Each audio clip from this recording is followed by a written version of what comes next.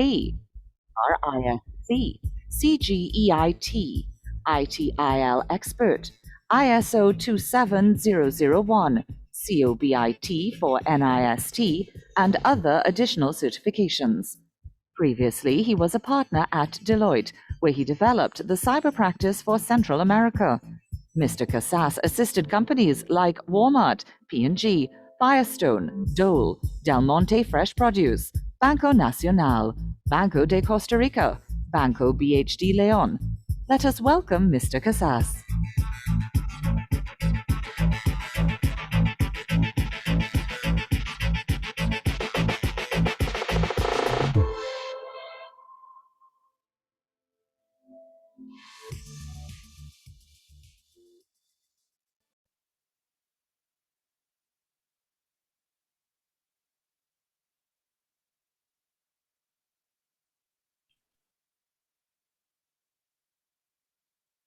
Andres, you're muted.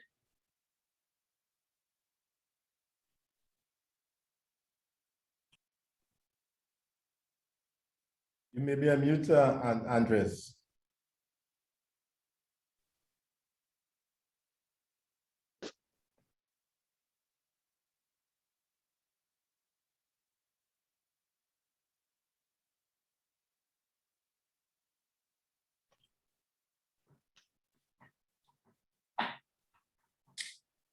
Andres, you could go ahead and present.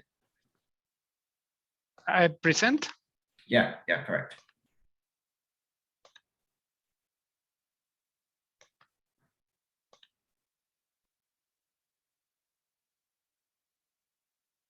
Ready, yeah?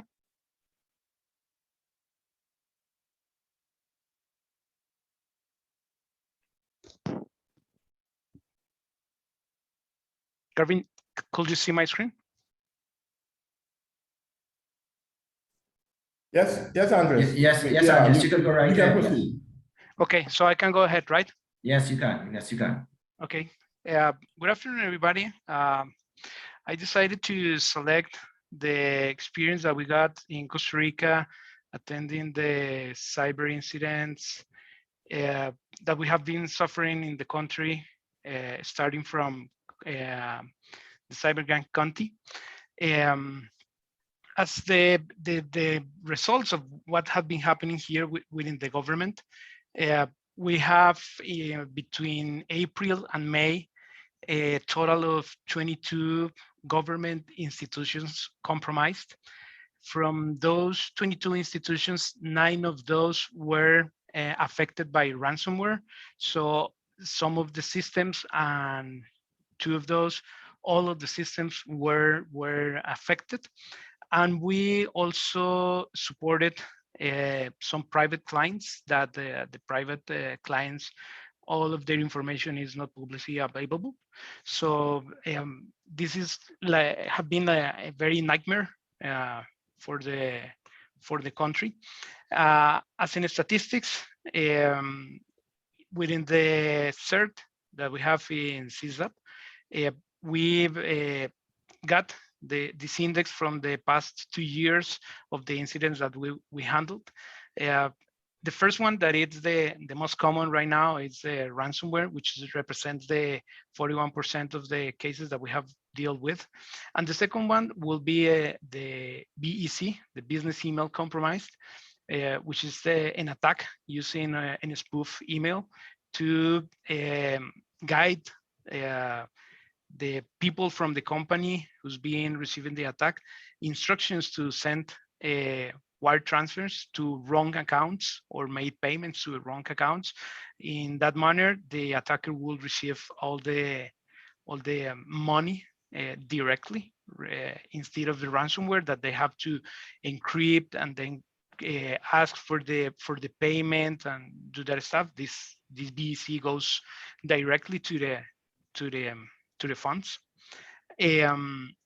So when we start seeing this situation in Costa Rica of what's happening within the institutions, and we tie that with the results of the cases that we have been dealing with, we conclude that we know the adversary we're dealing with, and how deep it's gonna need our cybersecurity team go on the detection and response of the process. Using the index, we could conclude that the ransomware is the first situation that we should tackle. But if we go through another result, this is from the FBI, the Internet Crime Report. It tells us that the most impact received from the cybercrime is from BEC, which generated the $2.4 billion. This is just in the US and the crimes that are dealt within the FBI. And the ransomware is just $49.2 million. So the difference is very huge. As you can see, within the total amount of cybercrime that they have reported, the BEC will represent the third part of the issues. And this is very interesting because many of the companies will go directly to prevent the execution of ransomware within their infrastructure. But I decided to include this in order to do not forget the BEC is very important, and sometimes not that hard to prevent that it happens in our institutions. Going back to what happened in Costa Rica, we received as a country this first notice or first issue of the news from Conti, and they started with the Ministry of Finance of Costa Rica, and they got initially control of the systems that are used to collect the taxes, and also to administrate the imports and exports within the country. All of those processes were digitalized. So as a citizen, you use those systems to report, to pay the taxes related with those institution, with that institution. And something important and very weird that we saw in this Conti attack is that the government started to inform the citizens what's going on every day around 11 a.m. And the next day, depending on the declarations that were presented by the president of the country, they respond to the declarations and they clear many of the doubts that the president presented. For example, by that time, the president argued that this attack was intended to affect the transition from the past president to the current president, and they responded that they were totally wrong. The attack was just a financial intention to get the money, and there is no any political issue related with that. And there were another situations that were observed during the communications. For example, they start saying how deep is their understanding of the Costa Rican infrastructure, or they were saying the extent of the botnet they have to attack the country. So how Conti operates? The Conti is a Russian team, and this team, when the Russian war started, they received a leak, and there's a site created to inform how was the structure of this gang, and basically they were informing that the organization, none of them knows each other, but they have a very nice organization. For example, there is a leader, and there's a name for that leader, and they have basically groups or células to operate, which are comprehended by developers, pen testers, threat intels, reverse engineering, programmers, to create what they need to execute all of the attack. And they have many teams doing attacks in many different locations. And they have like a back operation to control all of those teams, giving human resources access, blog information to control the blogs where they publish all of the attacks and request money, for example, or where they leak the information that was still. They had a training, so there's a book that was used to do the guidance on how to execute the pen testing and intrusion on all the institutions. So there is a complex organization, and I forgot to mention there's a finance team who was in charge of money laundering and how to move the money and do the payments. And they also leak some of the information regarding the wallets they use to receive the coins collected from the attacks. Basically, in Costa Rica, we have a timeline. This timeline was provided by the former digital transformation leader from the government for the Ministry of Technology. And we started in April 18 with the situation in the finance minister. And they were going forward saying that if Costa Rica didn't pay the attack, they will start doing that for other many institutions. So for example, in April 19th, they got some access, not totally access, to one of the telecom companies and another institution that is the Social Security. But the first access to the Social Security institution was just taking control with their Twitter account that was recovered very quickly. And after that, having some SQL injection with the same institution. But maybe like 2 or 3 weeks ago, after that, that same institution, the Social Security, was totally hit by the ransomware, and right now they are currently in the recovery of the process. And the government, with support of the private sector, they started to deploy technologies to get a better visibility of what's happening within each institution, which attacks they were receiving, and also with that information block those attacks. So that's why in the beginning of the presentation, I talked about 22 institutions that were compromised, but just 9 of those were hit by a ransomware, because the other institutions were content, and also the attack was stopped. We have some of the days with no incidents reported after the government didn't accept it, or didn't accept to pay Conti the $10 million they were asking for. They issue a communication indicating that they were going to start attacking the private sector. They already had the information about which of the companies were high contributors of taxes to the company, and they started to look for those institutions in the country.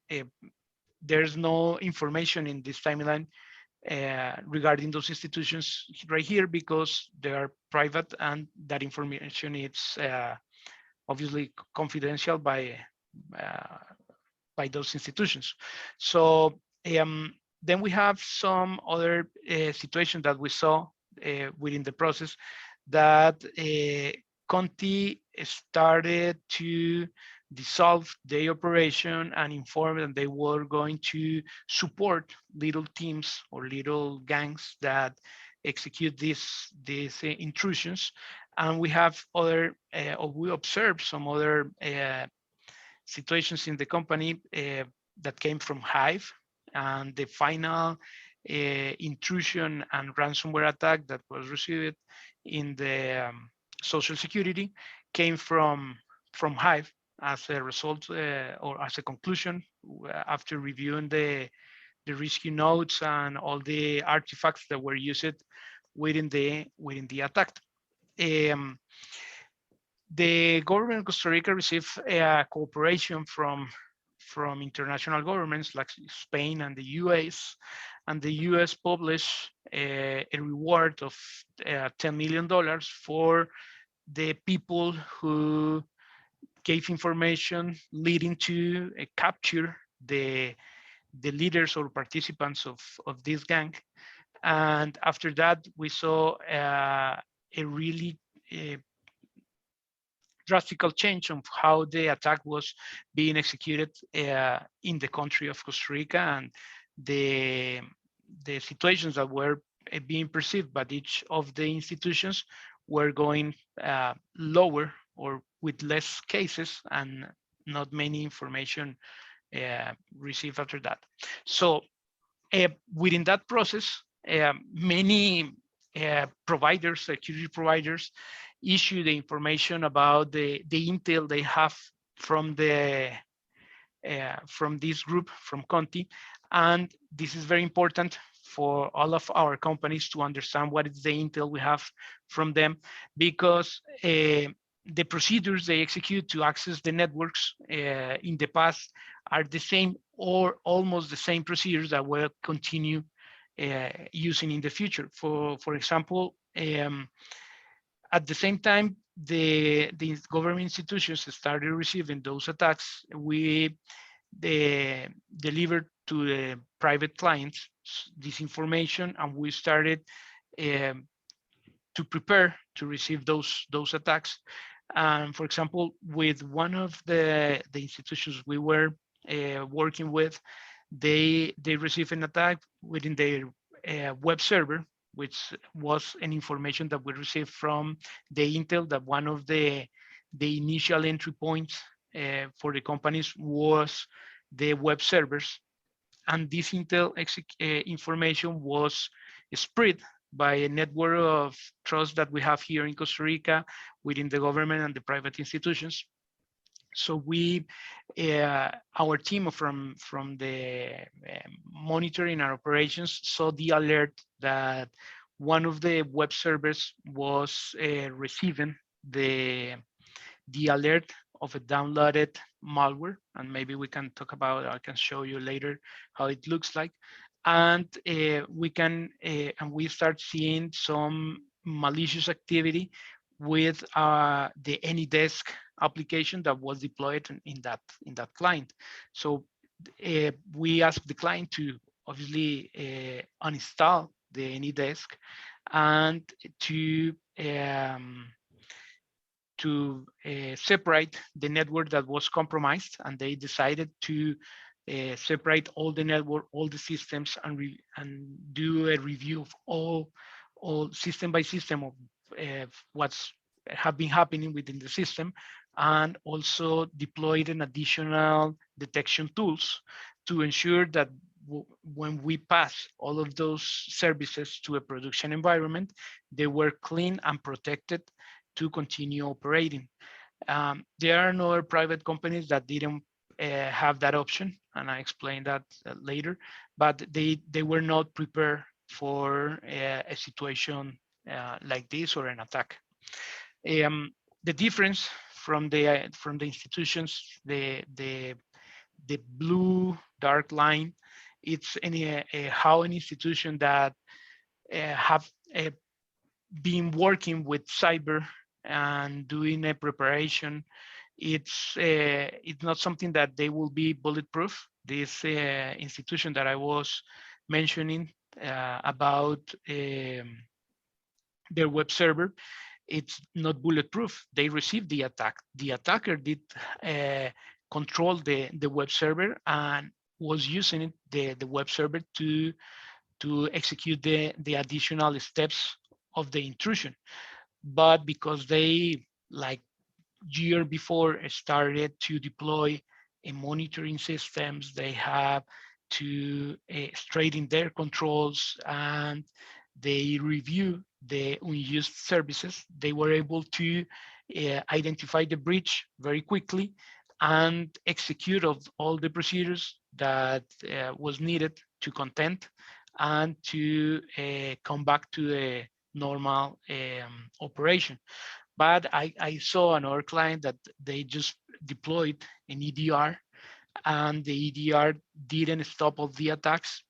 We saw within the console of the EDR the alerts about the Active Directory dumps and the lateral movements and all other stuff, but those alerts were not reviewed or follow up by a cyber team. So having just the technology is not enough. You need to have in place the processes and people to manage and to handle all of these situations.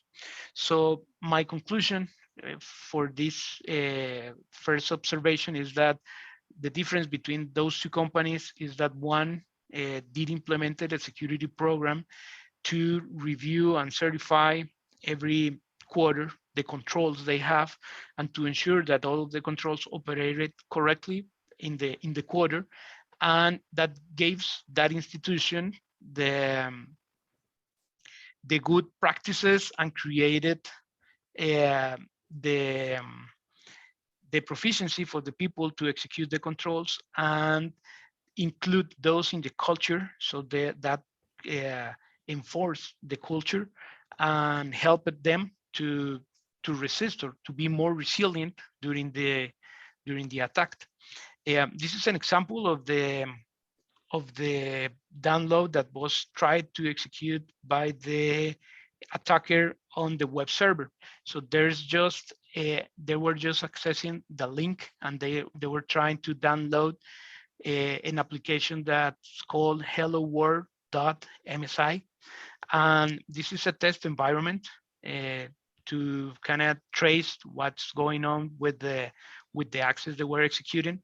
So in this first view, we can identify that they were downloading a Trojan, and the attacker used a link that is potentially used before by other attacks, and it's considered a bad traffic created by that.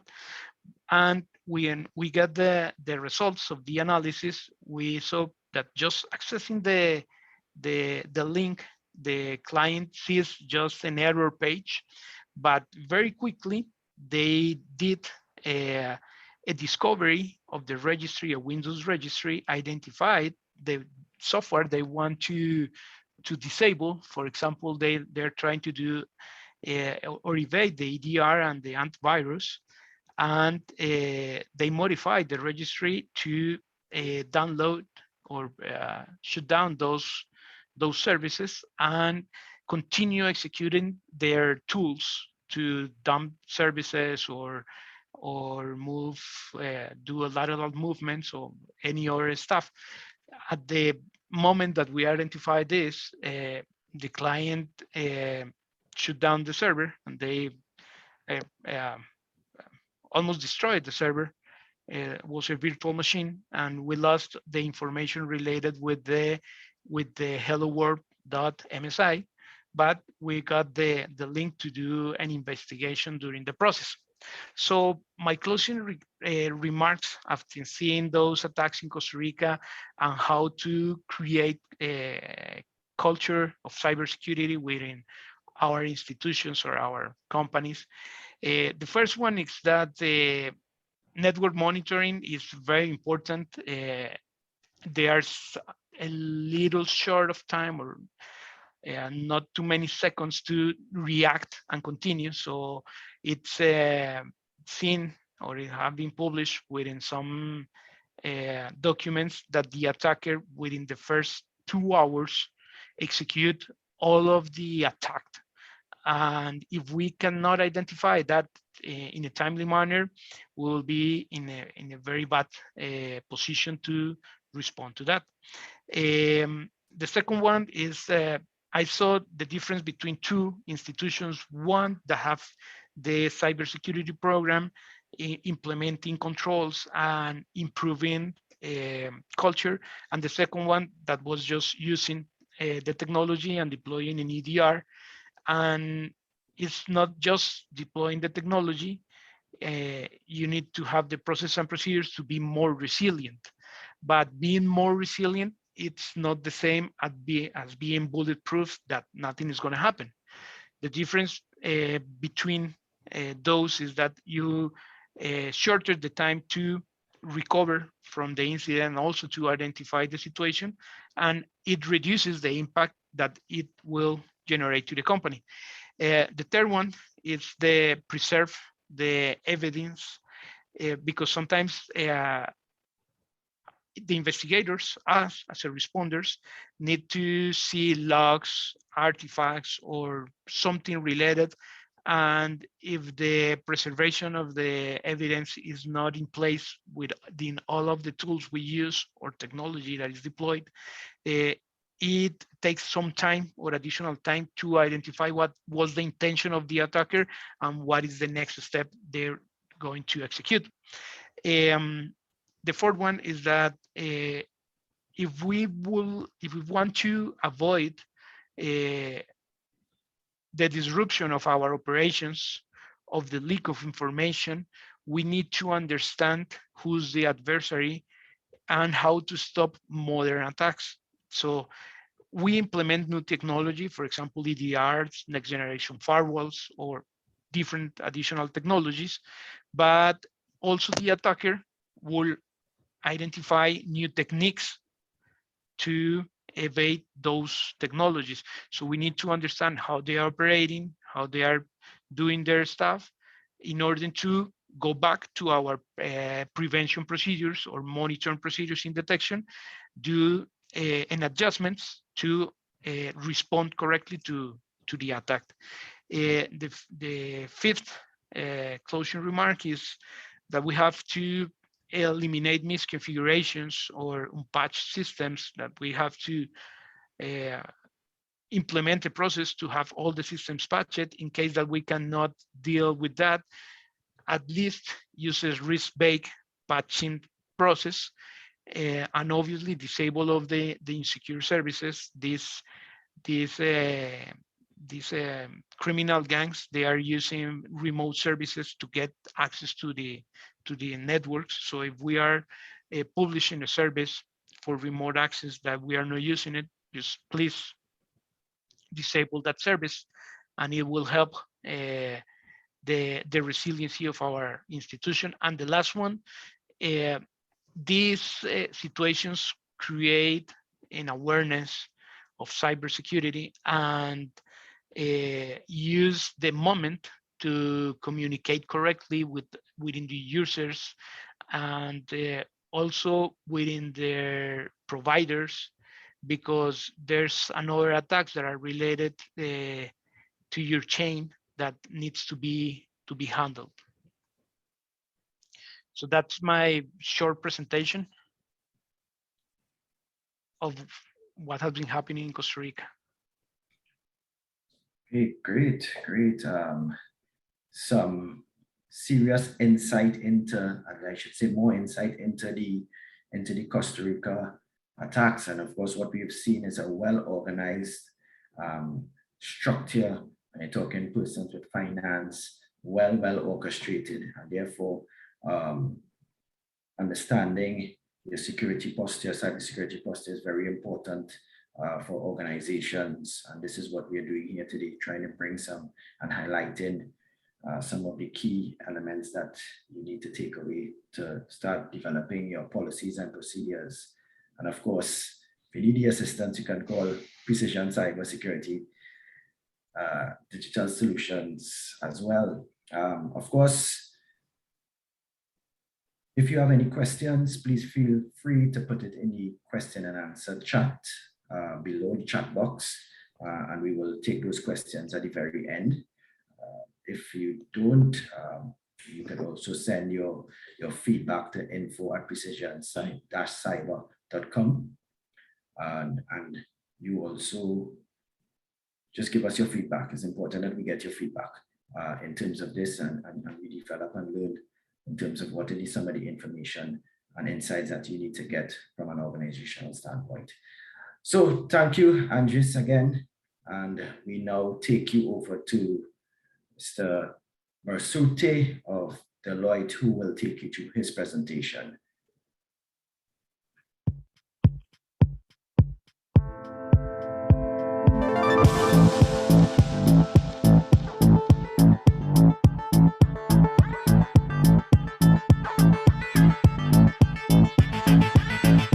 Ramiro Basurte, partner of Deloitte.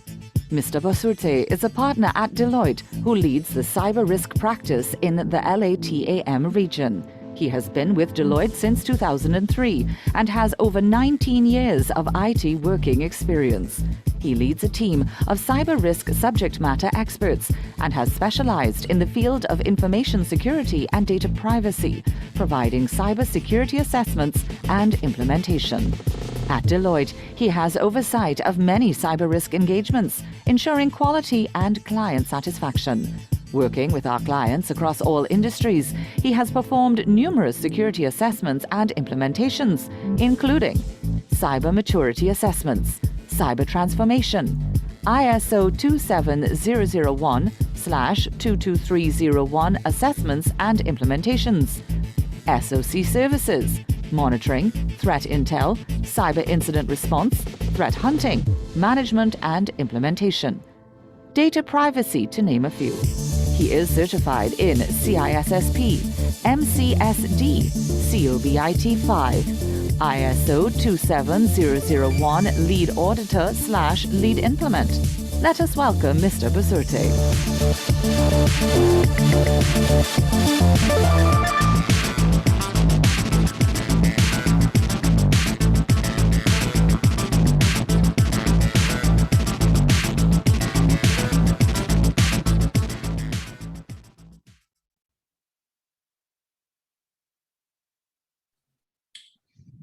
Can you hear me correctly now? Yeah, we hear you now. Good.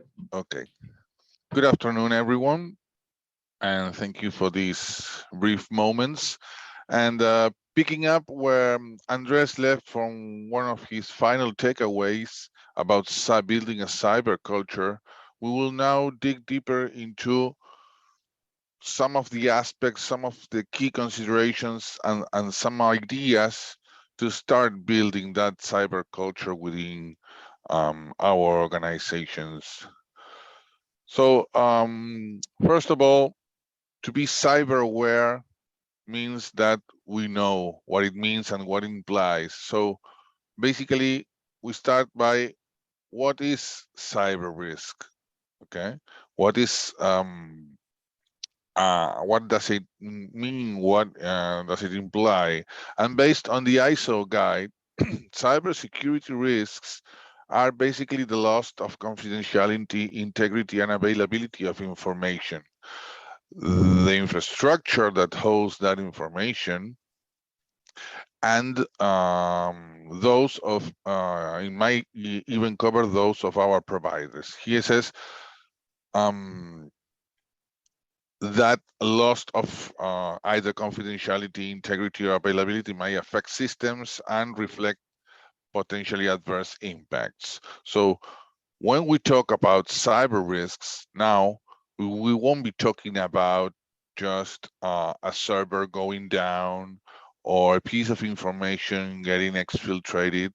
We are talking about an evolution of traditional information security risks.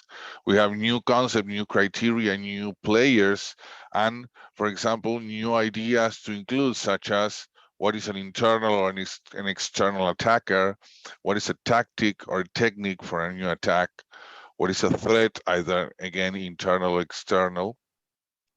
So all of those, let's say, concepts build up as security risks. And we as an organization, I mean, any organization, your organization as well, should be ideally aware and trained on these cyber risks. So why are they so important? What can we tell our people about cyber risks? First of all, that they are one of the most important risks for organizations as evaluated by the World Economic Forum. At least from 2020, cyber risks, data theft and fraud and cyber fraud are among the top 10 risks for organizations based on the possibility of happening. I mean, the greater the possibility of happening, the higher the risk is ranked.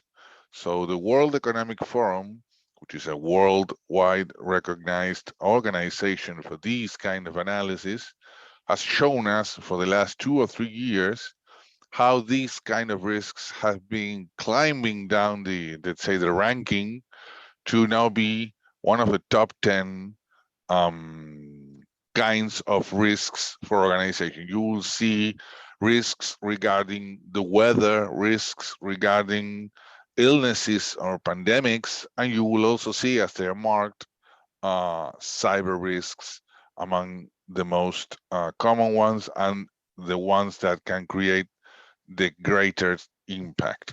I mean, the worst impact in this case.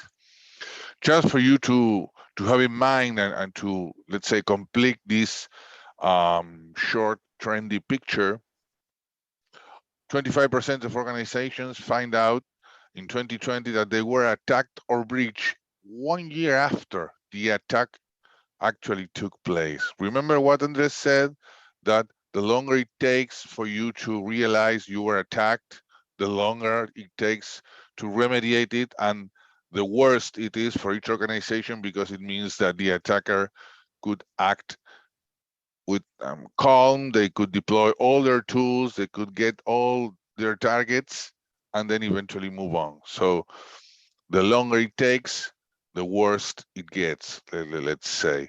More than 18,000 new vulnerabilities as from year 2020 were found in different products, in new products and existing products and technologies that were widely deployed over many organizations.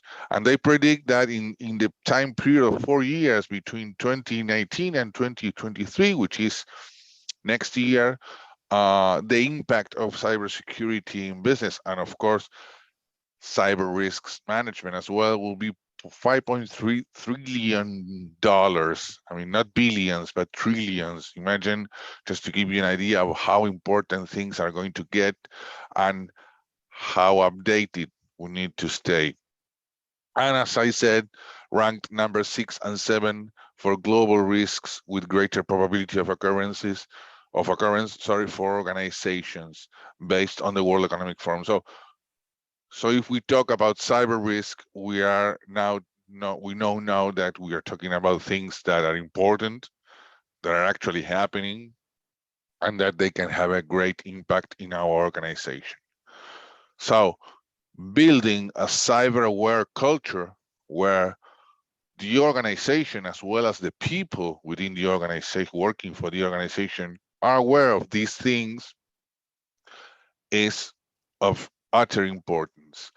And it's a great complement to, a great addition to any monitoring tool, any protection scheme that you may have. So when we turn to, when we start looking at the cyber risk culture, we can start by looking at our organization. And let's see how well aware and how well trained is at our organization, not the people, but I mean, not the end user, the people from administration or the people from the commercial area. I mean, the organization, the core of our organization running the business, how well aware is of cyber risks. For example, do you know which your crown jewels are, meaning the most critical assets within your organization, those that allow you to keep your core business running? They can be pieces of infrastructure, they can be applications, they can be data. Okay, do you have them all identified? Do you know which kind of risks, especially cyber risks, can be associated with each one of them? Do you have this already planned and you know how you're going to react? Let's go one step forward before. Do you even have a risk management process so you can timely and properly handle cyber risk and any other kind of risk? I mean, do you do that continuously or on a periodic basis? Or is it just like, yes, I have a cyber risk analysis assessment from, I think, 2015. That might work still. I mean, things change, and that's shown us that techniques change, attackers change, criminal groups change, targets themselves change. You have people who do ransomware, but in some other cases you will have the BC kind of attack, and then you will have more traditional groups that go for your infrastructure. Some others go for your data, and you have to be ready for all of them. So are you aware of those risks and the most vulnerable assets? If so, okay, what are you doing about it? How is your organization preparing? Do you have controls and mitigating activities in place to make sure that if those risks become reality, you are as resilient as possible to fight against them, to mitigate their, let's say, potential harm? How do you test those controls? How do you make sure that these mitigating activities are still working, are still updated, and are still, let's say, proactively designed so they can cope with any changes in the threats? That's some of the ideas that we should have in mind and, let's say, test or challenge within our organizations to see if we are at least initially aware of cyber risks, if our company is, executing some kind of cyber risk culture by at least identifying them, associating them with controls, and eventually testing those controls. You can test with a simple activity, or you can run simulations or some other related exercises to put these controls to the test. It's not the same as, okay, I need to know if the backup procedure is properly working. Okay, I'll pick some randomly system in your organization. You go and see if that information is properly backed up. No, let's run a ransomware simulation where I say, okay, half the systems in the organization have been encrypted. Do we have the backups data for that? Okay, how quickly can we deploy? Where are they stored? Are they still using technology that is accessible from our own newly installed systems? Okay, those kind of, let's say, real life simulations help you a lot to actually test and to take let's say, the controls and all your schemes to the limit to see if you will actually be as resilient as possible in a real life scenario. So that is a little of how the organizations should be thinking about cyber risk, which is more or less the same approach of any other kind of risk, but bearing in mind what are, let's say, the outcomes and the potential of harming your organization for these cyber risks. And then we move on to people. The people working in your organization, from the person who, I don't know, creates the purchase orders, to the people who is in charge of cloud security, from the people who is in charge of delivering packages. Sorry.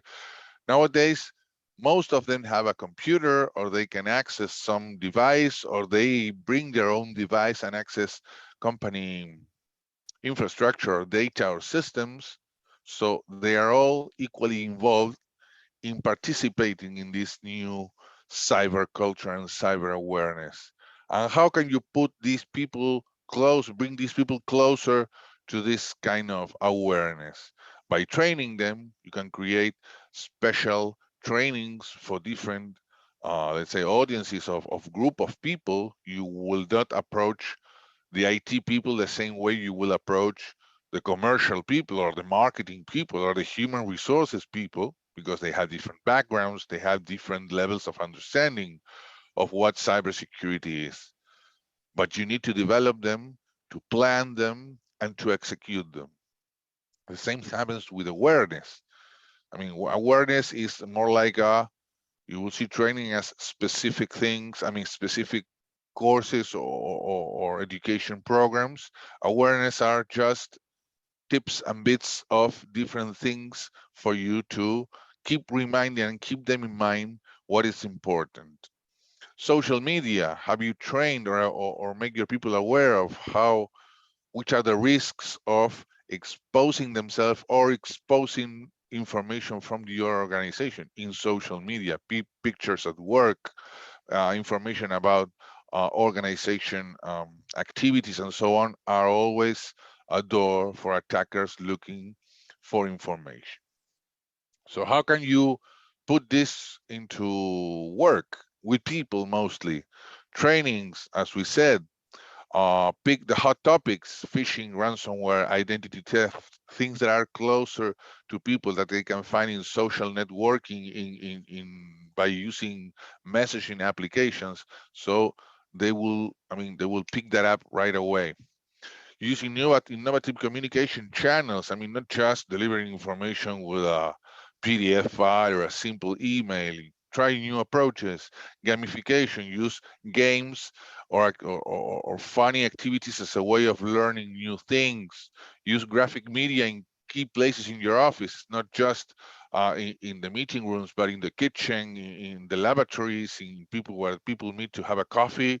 So when they are more relaxed, they will read and they will get it even better.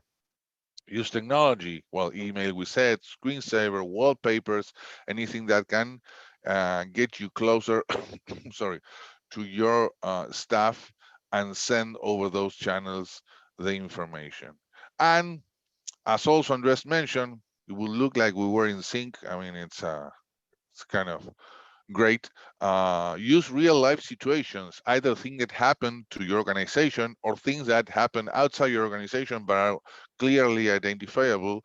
Use those real life scenarios to match the information that you were delivering to your people and saying, okay, remember when we talk about this? Well, this is what happens when you don't follow those guidelines, or this is what happens when you don't act accordingly for a phishing email or a suspicious email. Those things will fix that information in your people's head, and overall, you will start building that culture, that cyber aware culture that will help you so much in increasing your security posture overall.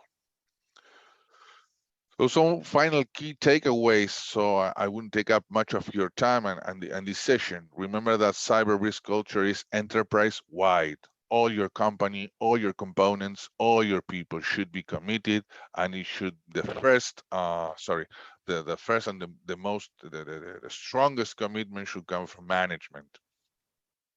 Cyber risk management should be integrated with risk management procedures. I mean, it should be a part of the company. This is not just something that we do once a while or we do assessment because the external audit asks. No, this should be part of the company, thinking about the risks and thinking how to mitigate them.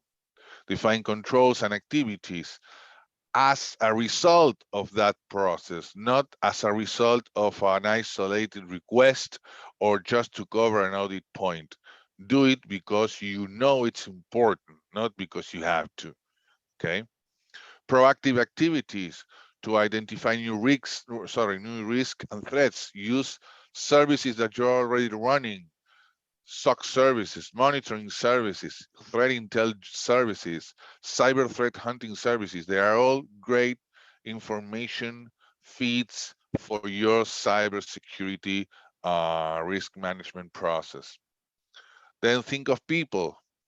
Apart from everything we have mentioned at the corporate level, people will make the difference. You can have the greatest cyber risk management program, but if your people makes mistakes or acts inappropriately, things will happen. So make sure your people is trained, it's aware, and it's comfortable with using that cyber culture and applying it to their daily job.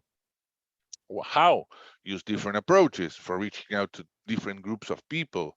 So make sure that everyone gets the information the way they need to get it and with the depth and let's say extent that they require. Use exercise, use simulations, use games, use activities, whatever you can think of to make people engaged in that cyber culture. And of course, this is not like a fashion trend that this year we wear, it's blue, it's on fashion, but next year will be green. No, this should be constant. It should be a constantly improving system or scheme where you go to the beginning, identify new things, move on to fix them, and then move on to train people to make them aware. So everybody, the organization and your people, is always aware and is always prepared to deal with these kind of risks and these new kind of emerging threats. That's all from my end. I hope I hasn't been too brief or too long describing things. And well, all your questions are welcome, of course. Thank you. All right, thank you, Ramiro. It is, of course, a very good breakdown of cyber risk there.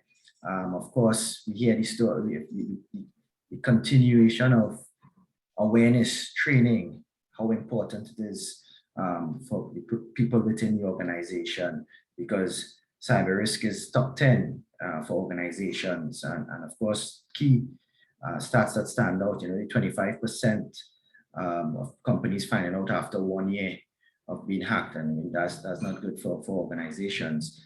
And therefore, understanding and training and awareness and creating that culture for within the organization is very, very, very important. So that being said, we have two questions coming in. We have one question.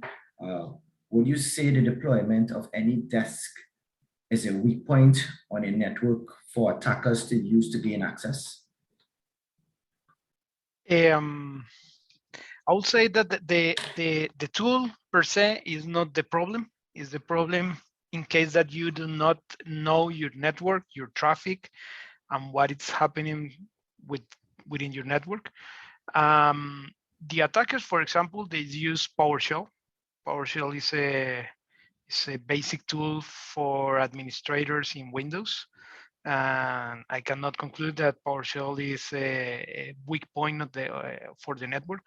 So I think that the attackers will be changing their approaches, their techniques, their tools. And right now we see AnyDesk, but in the future, or we will see maybe another tool that they can use, or there will be in the identification of some vulnerability in that tool that was not previously identified. So you need to be constantly updating your security for monitoring, for prevention, and get to know what's happening within those tools. For example, if you get a connection from a different place that is using your network, or different hours, or one application or one connection that is going through a server that basically the users never go directly to the server, so it's weird, and you have to investigate and control. So I will say not the tool is the problem per se. The thing is, like, you need to be aware of what's happening within the tool in your network. Thank you, Andres, for that answer and response. We have another question coming in from Hayden. What are some of the ways to measure growth of your cybersecurity culture? Yes. Anyone of you can. Well, you have many ways, from, let's say, the more complex and expensive to the more simple ones, but you can always use a mixture of them. For example, I will give you real examples of our clients. Some of them who had let's say, the initiative of knowing how aware, how well trained their people are.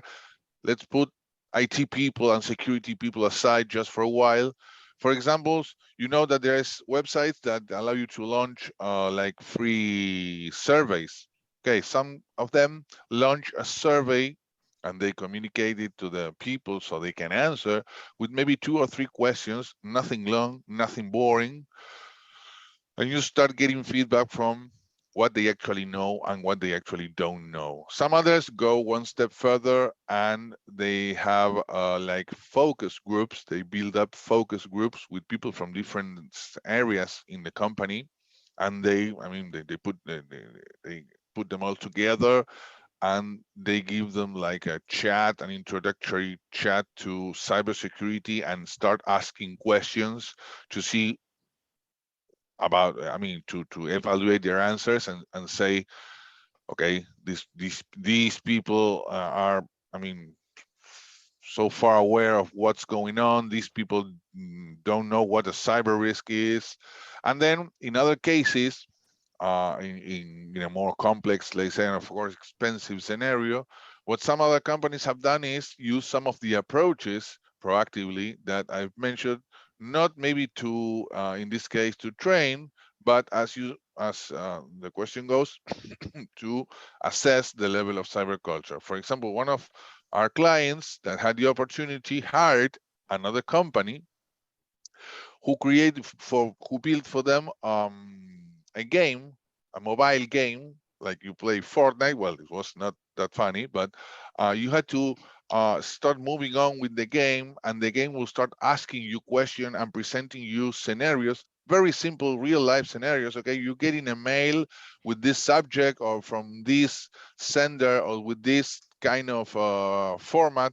What do? You open it, you think it's a suspicious email, so you let the IT people know. Okay, so with that game, and of course the feedback and all the data that game gather from the people playing, they could come up with let's say a current ranking of cyber awareness, and based on that ranking they could implement specific actions, training actions, awareness actions, specific courses for hot topics like phishing, spear phishing, identity theft, and so on. So, I mean, you have many ways, you have many tools. It's up to you how much you can, I mean, how many resources you have, how much time you have, and how interested you are in knowing your organization's cyber aware level overall. I will add Ramirez, that there are tools. For example, Google, they offer you a free link access to one of those games to test the awareness of identifying phishing. If you want to use something more elaborated, for example, there's a tool called Know Before. Know Before offers you the option to create the phishing campaigns, testing campaigns for your company, and also you can execute a wide array of courses for each of the profiles of your employees or participants of the organization, and you can measure their participation on their courses, and you can measure to and other interactions how the awareness of cybersecurity it's being higher in each time you measure. So there's these tools also offers a curriculum for technical development, so you can measure if your technical skills are being developed. For example, if you need some reverse engineering or for malware analysis or for an analyst at the monitoring, or you decide the paths, you create the courses, you need to develop those technical skills, and then you can measure in the company that your team is involving. So this tool is very impressive, for example, for a CISO that guides all of the cyber team and ensure that the team is well conform of the abilities required to attend those or all of these situations that we have been discussing. All right, so thank you, Ramiro and Andres, for those responses. I mean, we have another question, but a comment coming in from Brenda saying, thanks for sharing, Ramiro. Educating, involving, and bringing awareness to all staff are so important, proactive rather than reacting. That is, thank you, Brenda. I don't see any other questions coming in. So if we are just about 4 minutes past 1, I see the last one here. If you don't mind, I can read it. It says, how near is Costa Rica from back to Right. normal after Right. Conti. It was informed last Friday that today the finance minister will go to production with the system to collect taxes. There is no another timing for the coming back of the import-export system, and there's no information about the coming back of the social security systems. So this, for me, there is another remark that everything is not just cybersecurity of what we can do, because when you have to go to recovery, it's depending on how organized and structured is your IT. So this involves the good practices, for example, like COVID or ITIL, to manage the technology. Okay, good. I actually did not see that question. So thanks, Andres, for taking that one and responding. So that brings us to the end of our midday session here at Shaping the Future of Cyber Security, hosted by Precision Cybertechnologies and Digital Solutions. We have our next session carded for 1:30, Surviving Social Engineering and Ransomware Attacks. So we dive some more into that. So please stick around. As I said, you don't have to log out. You could stay online, which will be a few minutes away. You could actually go and use your restroom, get something to drink, some light refreshments, and check us back here. Don't forget to follow us at Precision on Instagram, Facebook, and LinkedIn. And of course, subscribe to our newsletter on our website, precision-cyber.com. So again, gentlemen, thank you for joining us today, Mario and Andres. It was a pleasure, very insightful information. Once again, of course, the Costa Rica and of course the cyber risk angles that you guys would have taken. Hopefully persons and participants would have taken some information away and some more insight. And we look forward to seeing all our participants in the next 15 to 20 minutes as we resume at 1:30. So thank you very much and see you guys soon. Thank you. Have a nice day.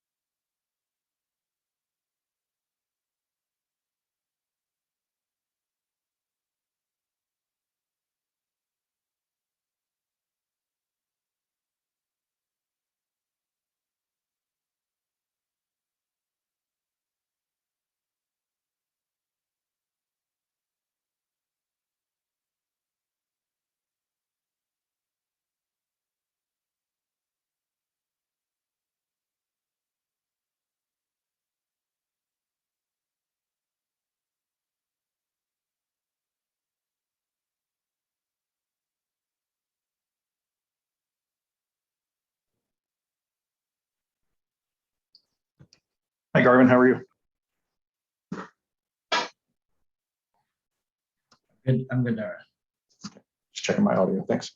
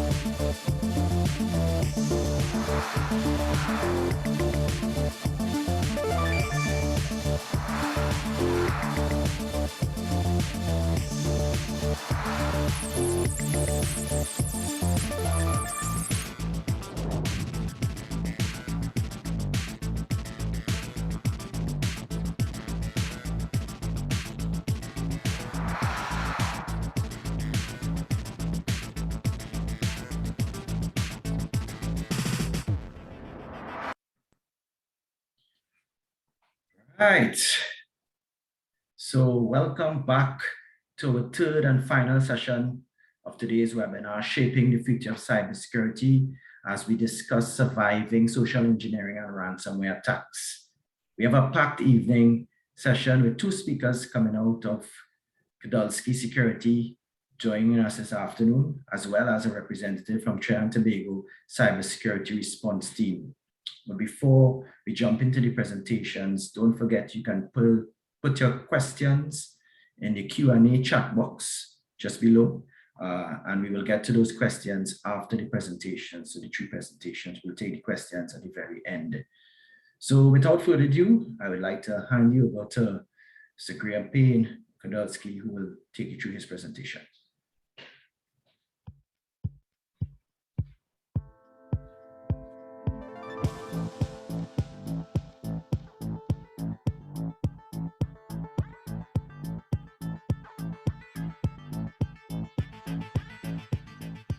Graham Payne, Practice Leader, Strategy, Risk and Compliance at Kudalski Security. Mr. Payne has more than 30 years of IT audit, technology risk and security experience, and has worked in various industries, including banking, consumer products, financial services, healthcare, and insurance. He has significant experience with information security-related regulations and standards, including SOX, GLBA, HIPAA, NIST CSF, PCI-DSS, FFIEC, SOC audits, and ISO 27001. He has held leadership positions and led teams in the design and implementation of information security programs for Fortune 500 companies. As a former IT risk and compliance leader, Mr. Payne developed and implemented information security programs to ensure the integrity and confidentiality of the organization's critical data. He provided leadership and guidance across the organization, working with cross-functional teams, including legal, compliance, and audit functions, to achieve compliance to GLBA, PCI DSS, and SOX. Mr. Payne has developed and presented business cases for investment in security and risk programs. He has regularly presented to senior leadership teams and boards of directors on risk and security. Mr. Payne has extensive experience of managing through a major data breach, including the initial response, public notification, and remediation. He has testified to Congress and regulators on the breach. Mr. Payne holds numerous information security certifications. He is a regular speaker on cybersecurity topics. He is the author of the book, The New Era of Cybersecurity Breaches, a case study and lessons learned, and writes articles on cybersecurity topics. Let us welcome Mr. Payne.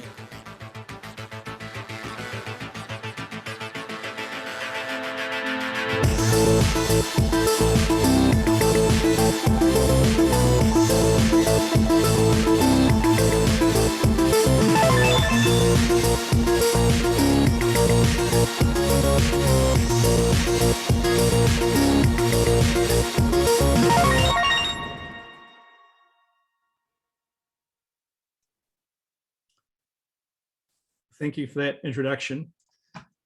Just confirming you can see my slide. Very good. Yeah, Okay, well, thank you. Both Daryl Switzer and I are here from Kudalski Security, and very glad to join you today. We want to cover 4 topics here with you. So I'm going to cover the first 2, and then Daryl's going to talk about the items 3 and 4 here. So I'll talk a little bit about the ransomware and social engineering threats, and then talk about some of the preventative methods and techniques that will help build resilience against attack. And then Daryl will cover some of the more of the response and recovery components of dealing with and surviving ransomware and social engineering. So just to sort of set the scene a little bit, would like to just highlight that, you know, the global threat landscape continues to evolve and continues to change every day, really. But if just, you know, sort of at a very high level, I think, you know, we've certainly seen continued data breaches occurring if you look back from when data breaches started to be recorded around 2005, there have been over 11 billion records disclosed through data breaches and over 10,000 publicly reported data breaches. And that's just covering the US. And a lot of the early breaches were really focused on capturing data and trying to resell it, things like social security numbers and payment credit card numbers, things like that. More recently, I think, we've seen the criminal groups move to other techniques like ransomware, where they can break into an organization and use ransomware to really leverage and extort payment. And there's been a significant growth in ransomware. We'll talk, and Darryl will talk a little bit about some of the trends there and later in the presentation. But we're also seeing significant actions by state-sponsored actors and activist groups in attacking industrial control systems and critical infrastructure. And that continues to be another big threat vector for organizations to deal with because of a lot of the inherent vulnerabilities that exist in those environments. And as they get more connected to the internet and the IoT environments continue to get deployed, as well as the ability to cause pretty significant disruption when you attack a colonial pipeline or a critical infrastructure element, for example, you can create significant downstream effects. So that's sort of at the macro level, but let's drill down a little bit on social engineering, since that's what our topic is today, and ransomware. So the term social engineering really is used to describe both physical and logical attacks that exploit the human factor. And as you can see, some of the data here from the Verizon data breach, social engineering is leveraged in the majority of data breaches that are occurring to help gain access to systems and or deploy malware. And phishing is common in about a third of the breaches. Now, what social engineering, is really designed to do is to engage humans and just exploit their weaknesses, our inherent weaknesses, leveraging tactics such as trying to befriend an individual or impersonating a friend, targeting people's emotions. For example, during the COVID pandemic, there was a lot of phishing attempts that tried to spread information about COVID or try to seek people to click on links related to COVID. Maybe making some sort of urgent requests so that appeal to the human need to want to be able to be responsive when there's a sense of urgency. So that often, an example there would be where a CEO was being impersonated, and an email goes to someone in the payments department requesting an immediate payment.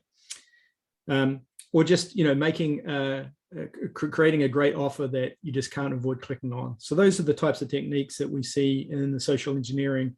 The idea is to grab the attention of the victim, get them to click on a link or go to a website and be able to then use that as a path to deploy malware or execute code.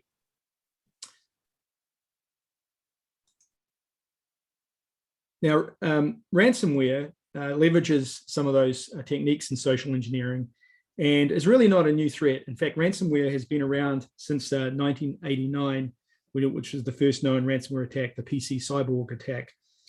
But what's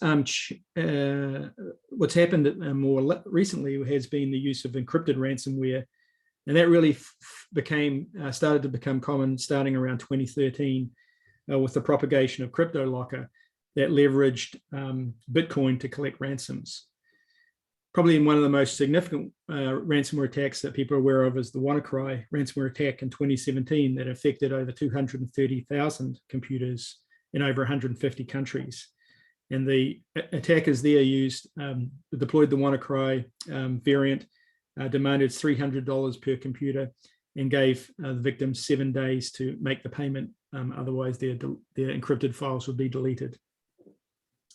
And what's changed really in the more recent time is really the emergence of ransomware as a service. So now we're seeing this very sophisticated business model emerge where you can purchase toolkits to attack and exploit networks, things like crypto wall and crypto locker.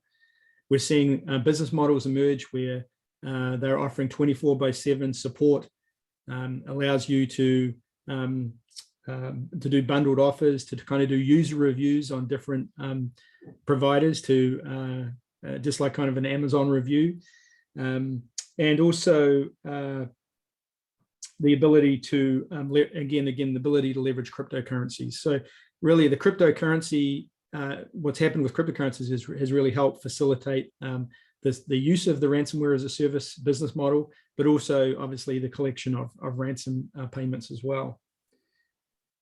And we see that this is we think that ransomware will continue to grow in use. It's easy to execute. It's very friendly to the criminals and easy to facilitate. And the number of attacks are increasing. The payments they're demanding are also increasing. And as I said, it's easy to execute, despite efforts of law enforcement who have had some success, but not widespread success. So I think we'll continue to see an expansion. We will definitely see continued use of ransomware by criminal groups, and probably continue to see companies pay the ransoms, particularly when they're in a situation where it's either pay the ransom and bring their business back into operation, or not pay the ransom and basically threaten the end of their business, which again just perpetuates this whole growth of the ransomware business. So let's sort of walk through a ransomware attack just to see how it is actually executed. So I'm going to use the idea of the kill chain, which is a MITRE concept that we use a lot in our business. So we talk about the attack in sort of three phases: the pre-breach phase, the breach phase, and the post-breach phase. In the pre-breach phase, the first thing that the attackers are going to do is they're going to start gathering data about the target, and they're using a variety of techniques, including publicly available data and scans of the external environment. This might include searching the dark web for leaked credentials. And the intent here is really to build a profile of the organization to allow them to move to the next phase. In the next phase, the design and build, they now have sufficient information to be able to structure and build a document or a website that can really align with the business and the organization that they're going after. That malicious document can include embedded malware or links to websites that will contain malicious content, and it would be launched through a phishing email with the hope that the user will click on it and download the malware. Or they might exploit vulnerabilities that they've found through the reconnaissance phase. For example, they might find a remote RDP server, Windows RDP server that's exposed, and be able to log into that directly, or we use a SQL injection to gain access. So in the next phase, they will send out that phishing email, or use that exploit technique that they have to be able to deliver the malware and gain access.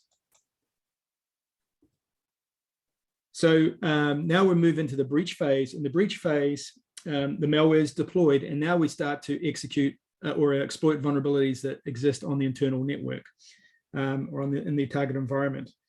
Once a vulnerability is found and it proved that it can be exploited, then malware will be installed to be able to try and gain command and control of the network or systems.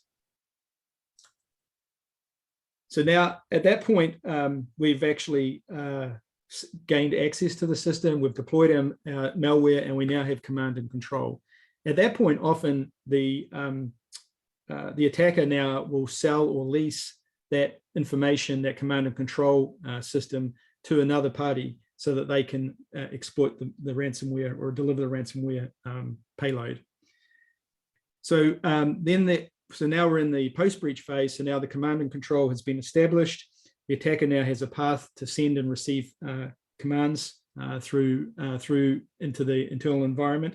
And now they can start actioning on their objectives. And that might include gaining broader access across the network, so moving laterally across the network. That might mean gaining additional credentials or escalating the privileges they already have, or deploying the ransomware itself. The goal here really is to land, expand, and then extort. And typically they're going to go after a target like a domain controller, because once you have access to that, you basically have access to the network. And again, they're trying to exploit vulnerabilities that are existing on the network to be able to gain that foothold. And of course, their ultimate goal is to decrypt files, or sorry, to encrypt files and demand payment for those. So that's the ultimate goal of the ransomware attacker. The other thing we've seen more recently, particularly over the last year or so, is not only are they deploying the ransomware, they're also extracting or exfiltrating data out of your environment, and storing that somewhere else, so that they can use that as a what's called a double extortion. So they can basically say, you need the key to decrypt your files, but we also have your data, so we'll either ask for another payment for that, or we'll use that as leverage to get the ransomware payment made. And the ransomware itself is very quick to encrypt. In fact, a study was done by one vendor that showed that using different variants of ransomware, it takes about 42 minutes to encrypt 54 gigabytes, or about 100,000 files. The fastest time on one of the variants was 5 minutes. So 5 minutes to encrypt 54 gigabytes. So it tells you a little bit about the method that the attackers are using. Let's transition and talk. I want to talk a little bit about some of the preventative measures that organizations should have in place. And really, this is all about building resilience to attack. So how do you build resilience to attack? So our proposition is that you really have to take a systemic approach to cybersecurity. So it's really about building an ongoing program to address not only the ransomware and social engineering threats, but really all types of attacks on your environment. And this, the program really should start by understanding what your critical assets and data are, and then developing and implementing the appropriate protective and detective measures to secure those assets and data. The sorts of things that would include would be, for example, network segmentation, multi-factor authentication, regular and immutable backups. So regular backups, and then make sure that they're being backed up to immutable storage devices, so that when the ransomware is deployed, it's not going to overwrite those backups. Security awareness training, so helping to educate your users, making sure that they're aware of the threats that will be coming to them in terms of phishing or spear phishing, and then how they should react to those, what they should do if they see something suspicious, and then testing them through simulated phishing techniques. Endpoint protection, probably the number one recommendation we would make to most organizations is, if you don't have endpoint protection in your environment, that's the first thing you should do. Protect the endpoint, get some endpoint software deployed, and then have that monitored. Whether you're doing that internally or having a third party like a Cybersecurity to do that monitoring, that's really critical. And then patching and vulnerability management. Now, that's because a lot of these techniques leverage existing vulnerabilities that are in the organization. So staying on top of your vulnerabilities, making sure you're patching, particularly all your critical and high vulnerabilities, is really important. It's also very important to have processes and technologies to detect potential incidents and respond to them and recover from them quickly. And as I said, having both the detection software deployed, endpoint protection, data leak prevention, DLP technologies, etc., as well as having an ability to monitor those on a 24/7 basis. But to do all that requires an holistic approach focused on people, process, and technology. So there's no technology that'll solve this, or there's no single technology. It's really a combination of all those things working together. And then also making sure that this is done in the context of your business. So making sure that you have, you understand what the risk tolerance and the risk appetite of your organization is.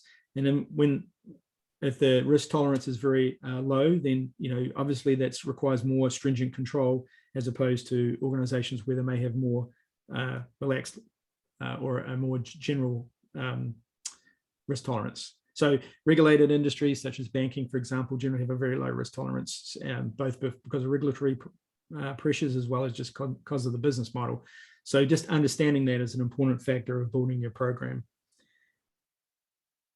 And then the last thing I'd say is that, building a cybersecurity program is a continuous process. So you're never done, right? It's a journey. It's never a destination. So it's a continuous process of assessing, planning, deploying, monitoring, reassessing, and continuing to enhance the program as changes in business occur, as changes in technology occur, and as changes in the threat landscape occurs. So a good place to start, if you haven't made a start, or if you want to see where you are in that kind of evolution, is to undertake an assessment and a benchmark of your program.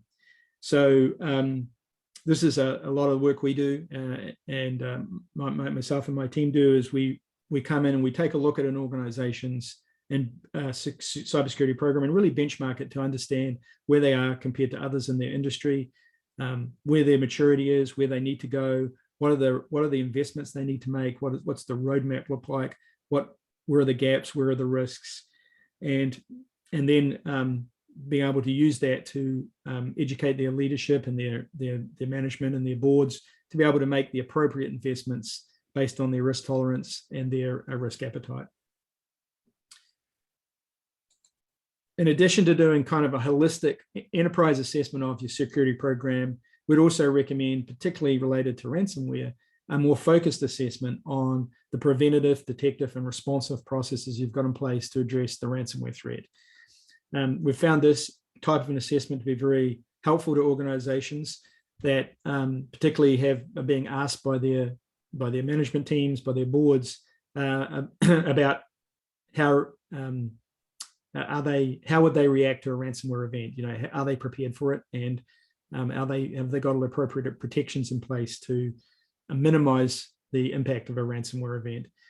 So we have a very specific tailored assessment where we look at the ransomware threat, and you could do this internally or you could use a third party to do it. But some of the things I would recommend you look at is things like that have you got all the right technologies in place to prevent and detect and respond to a ransomware attack.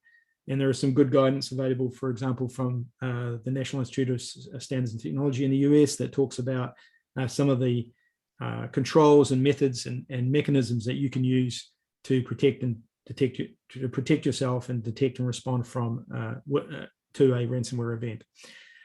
We also look at awareness and education and how people are informed and do they know their roles, as well as a very important aspect here is understanding the backup and recovery processes you have in place. As I said before, it's really important to have regular backups and immutable backups. So making sure that there's a good thorough backup and recovery capability in the event that a ransomware attack does actually occur. So that's the main points I wanted to cover here, and hopefully we'll take some questions on this later on. And now I'm going to pass over to Daryl. Or Garvin, are you got another introduction? We do. So we could actually run Daryl's introduction, and then we'll get on to Daryl's presentation. So, and thank you, Daryl Graham. Switzer, Director, U.S. Incident Response at Kudelski Security. As the leader of the Kudelski Security U.S. Threat Response Team, Mr. Switzer is charged with assisting our global portfolio of clients to prepare for and react to criminal attacks and data breaches. Mr. Switzer leverages 19+ years of hands-on incident response experience to lead teams of world-class experts working on some of today's most high-profile data breaches. Prior to joining Kudelski Security, he held senior positions with PricewaterhouseCoopers, Citibank, Fishnet Security, and BAE Systems. Let us welcome Mr. Switzer.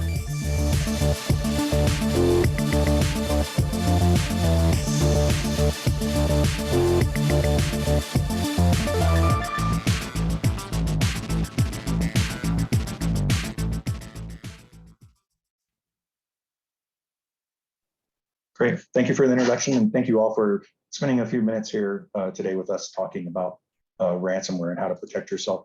What I'm going to talk about first. You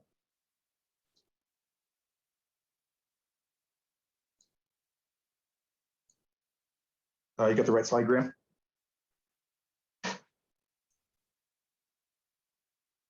Not seeing anything right now. Downloading. There we go. It's there. Okay, good. Talk about a little bit of trends. You know, I have people working with me that are frankly pretty fatigued on working ransomware incidents. I receive probably anywhere from 3 to 5 calls a month with large-scale ransomware attacks. And so all these trends that I'm going to talk about in the next few minutes and how to prepare, we're definitely seeing this in real life.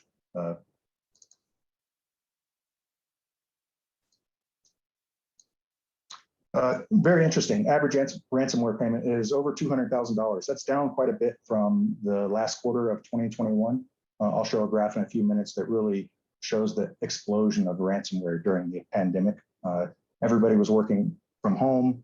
The computers weren't necessarily at home protected as good as they were in corporate offices. And we just saw proliferation of ransomware, usually started through social engineering, through email campaigns and things of that nature. As you can see, Graham mentioned a little bit about the double extortion, and really every single client that is coming to me with ransomware is getting 2 different notifications.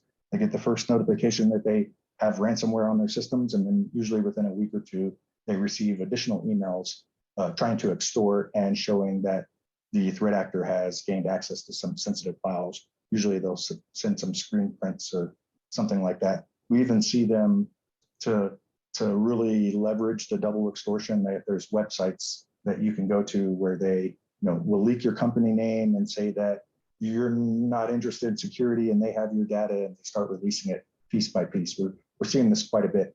A big uptick in the use of AECs, the anonymity enhanced cryptocurrencies. The different governments, and there's a lot of people that are working together and collaborating, which has made Bitcoin payments and things like that not as safe as in the past for these criminal gangs. And so we're seeing them use a lot of these AECs recently. I mentioned, kind of the uptick. If you look at this chart that you see here, Coveware, they're one of the leading ransomware negotiating firms. And so I refer quite a few clients to them to when they're in a situation that they don't have backups and they can't restore, and they have to actually negotiate with criminal gangs. Coveware is one of those leading firms. They collect a lot of statistics like you see here. I would say my business really reflects this chart very closely. We've seen, like I said, huge uptick in 2020 and 2021.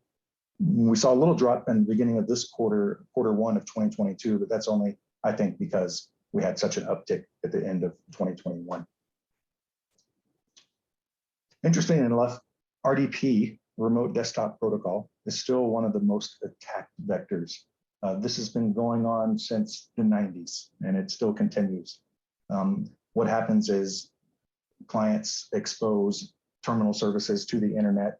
A user gets phished and gives away their username, gives away their credentials, and results in unfettered access for the threat actors. So RDP is still one of the biggest attacks, but you can see on this chart where the phishing is really starting to uptick.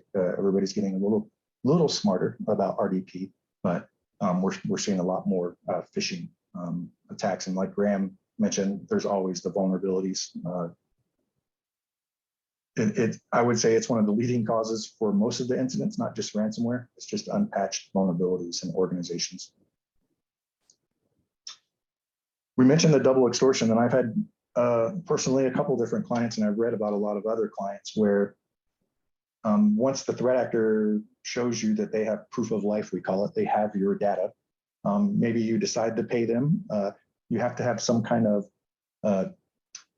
proof of the deletion. And I've seen screenshots before, and I've seen deletion logs and that sort of thing. Normally, the threat actor or the criminal gang will just say, yes, we deleted your data. And that's all the proof that they'll give you.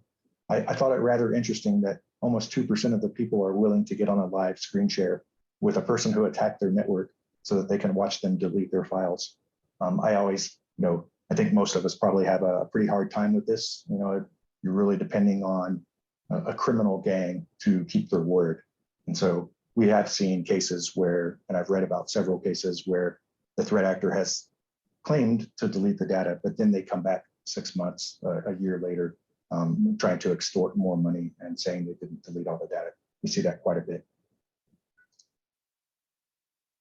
Again, this is from Coveware, but it very much mimics what we're seeing right now. I would say I see Conti more than anything.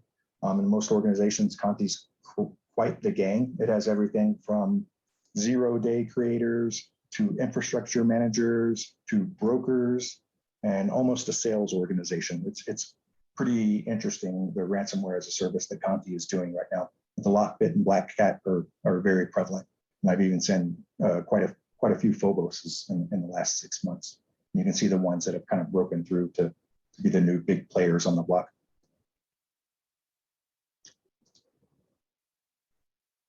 So responding to an incident, especially responding to a ransomware incident, and in my opinion, I think 90% of the work for response for a ransomware incident comes in the preparation. We see so many organizations, like this chart here is just an illustration of that, 87% know that they have suffered an incident. It's quite interesting that every year it's becoming more urgent. It's actually 1 out of 5 respondents in this survey report having experienced crippling cybersecurity incident, and only 1/3 of the respondents, there was 600 and something respondents in this survey, only 1/3 of these respondents believed that they avoided a security failure in the last 18 months. And so all of us are in the business of cybersecurity, and we've probably all been in it for some time. And, it's still a little bit chasing the tail. We're not getting ahead of these threat vectors and these threat actors, and they oftentimes are a step ahead of us. But I talked a little bit about preparing for an incident, and I put down some of my thoughts here about things that I see that are missing when we show up for ransomware.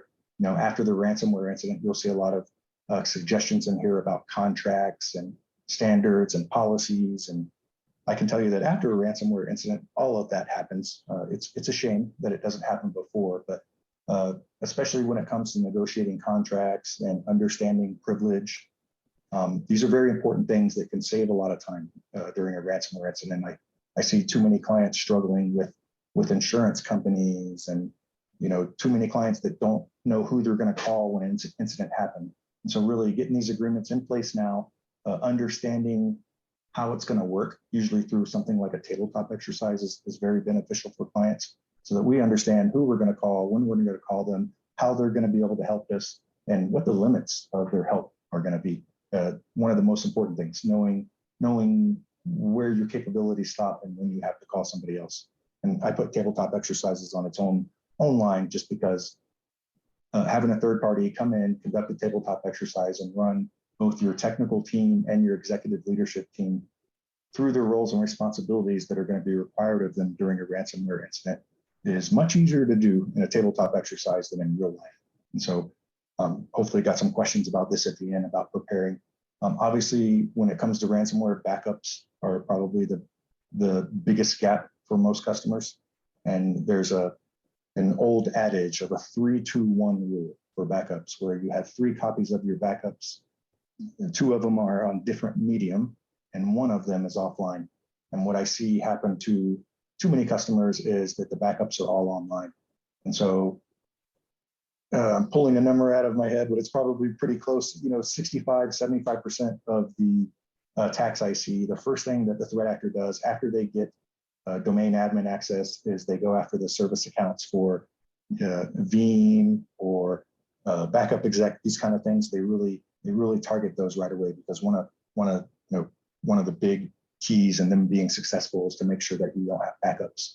And so Graham had mentioned that you definitely want to talk to somebody about immutable backups and about how to architect a backup infrastructure so that it's resilient to a ransomware attack.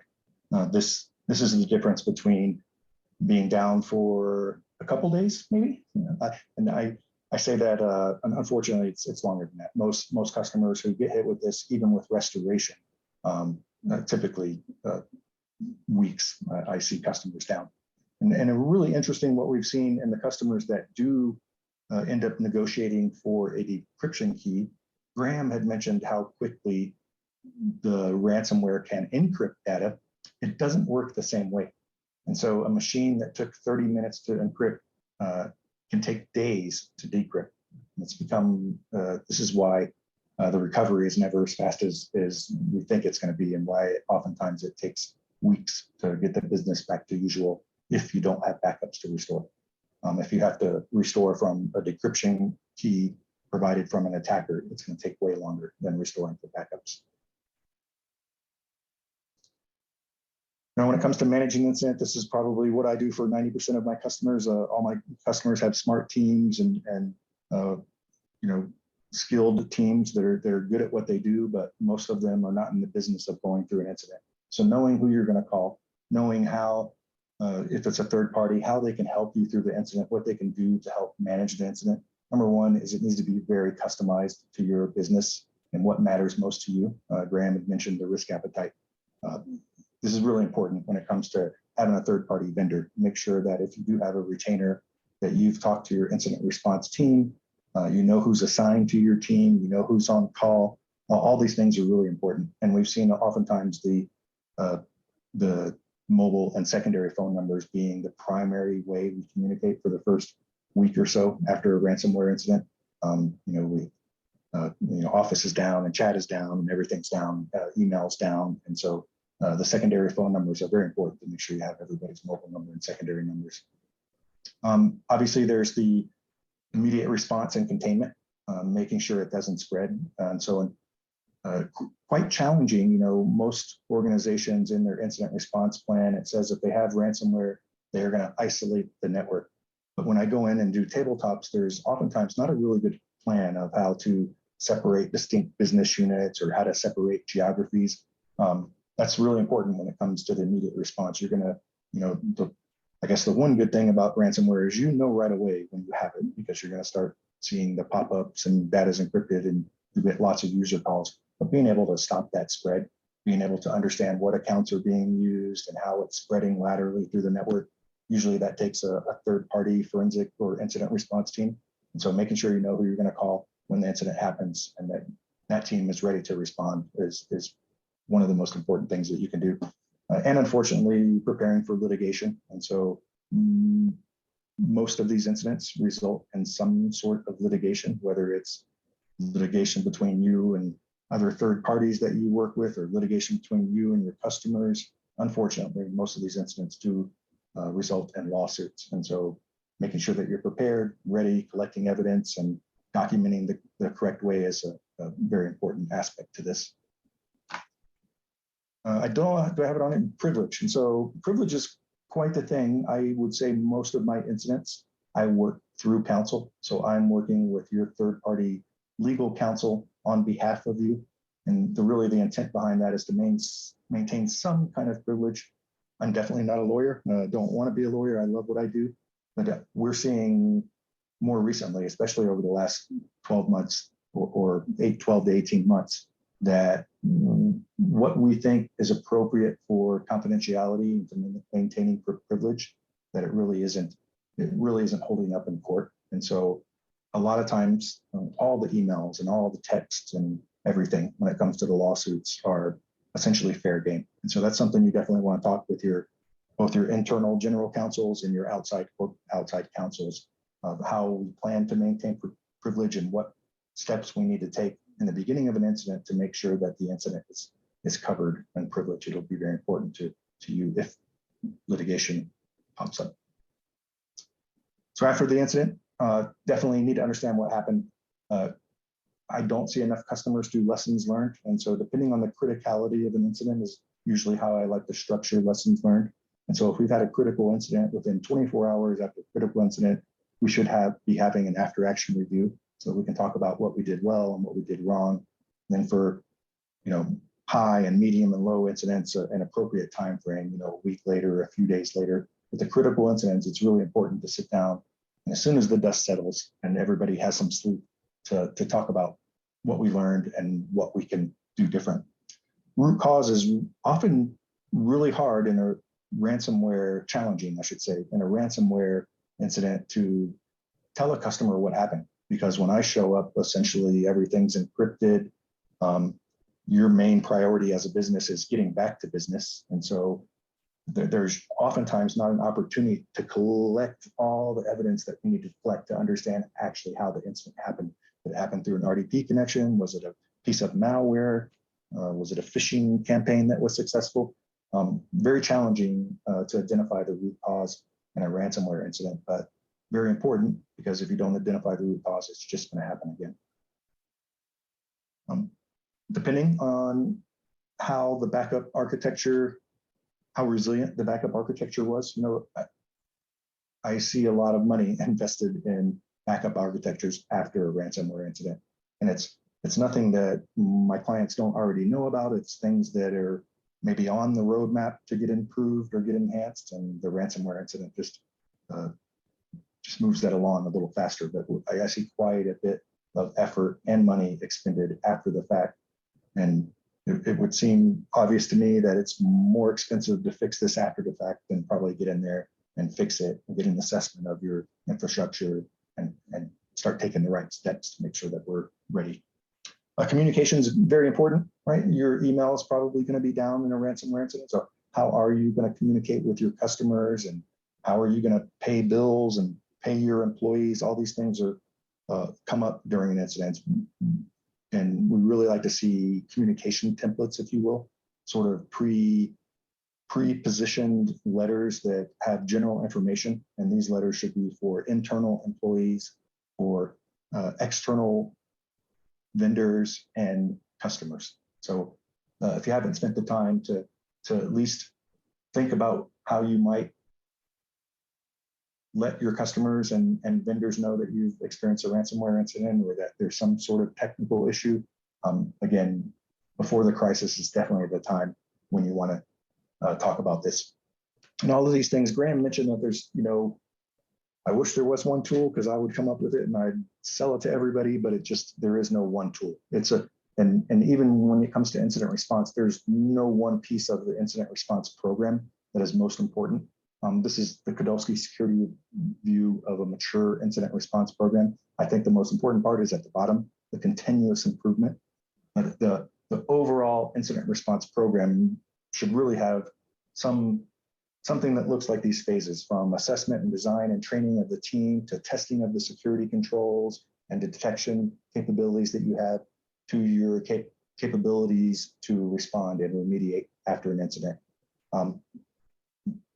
Yeah, I mentioned it a couple of times that you'd think that you'd be able to get to the remediation response and back to businesses as soon as you can, but in reality, most customers are down for at least a week, and the majority of them are probably down for weeks when they get hit with a really good incident. So knowing what your capabilities are to remediate and respond, and how quickly you can expect to do this and be back to business, is really important. If you take this framework and you blow it up a little bit more into kind of different areas that we think, the assessment, design, and training. So the assessment, you know, have I been breached? You know, or maybe you haven't received an alert in your tools in the last month or so, and does that mean that everything's good, or does that mean that the tool is missing something? And so doing these assessments and going into the network and doing threat hunting and testing and detecting, all very important to a mature program, because there is no one piece of this that's going to kind of solve the problem for you. IR plans, policies, and playbooks, really important, something I spend a lot of time with clients. Most incidents where I go to the clients a couple days into the incident, and I ask them where they are in their incident response plan, and nobody's even opened it up yet. So I like to go in and help customers and take this incident response plan that's more of a framework of severity ratings and criticalities and high-level steps, and create playbooks that are very specific to actual attack vectors. So a playbook for ransomware. So these are the tools that we have for ransomware. These are the capabilities we have. These are the steps we're going to take, very specific to ransomware. And same thing for malware and phishing emails and denial of service attacks. Having a playbook that's specific to that threat vector is going to help your organization respond quicker. Obviously, it's hard to find good people right now, and I'm sure everybody's struggling with that, and with the challenges that we're having right now with employment and hiring skilled people. Really important that you get your team prepared, tabletop exercises, things of that nature. And the worst thing that I hate to see, and I see it too often, is that a security tool did alert or it did detect the beginnings of an incident and the response wasn't there, or there was nobody actually looking at the dashboard to see the alert, things like that. 24/7 monitoring is almost a must for all customers of critical security events like firewall, antivirus, endpoint detection and response tools. Having somebody monitor that 24/7 makes the difference in just shelfware and something that's actually valuable to your organization. And then finding the right partner, knowing who you're going to call, knowing that they're going to be available when you do call, and knowing that they have the skills that your team is going to need, all very important. Going and trying to find somebody to help you do incident response after the incident is, that's going to just delay everything days and days more with contracts and things like that. So make sure all that's set up before, that you know what skills you have, what skills that your third-party vendors can help you with, and most importantly, where any of those gaps are that you're going to need extra help. I already gave some of these examples, but if you look at the framework and the different sort of exercises or projects that you can take within each one of these different pillars of the framework. So the assessment, obviously your cyber risk profile, what's on the internet, what can any person go find through readiness assessments and resiliency reviews and DR, BCP training and drills, that sort of thing, all the way through to design and training and testing. I think the testing is one of the most important pieces here. We mentioned about breach simulation, tabletop exercises, but the red team and purple teams are really good. And it's really beneficial for your team to have some insight into what a red team does, what a blue team does, and how they can work together for purple team exercises. I think I'll probably stop there. Hopefully we have a whole bunch of questions, but if you need to get a hold of anybody at Kudelski, here's where you can get a hold of us. Phone calls and emails to me are always free, and so feel free to phone call or email me anytime. Be glad to talk to you about security or about your incident response program.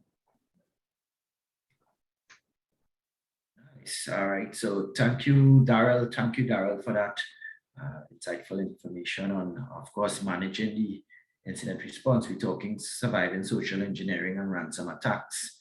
And of course, it's always about being prepared, having that playbook to guide the organization if it does happen or does occur.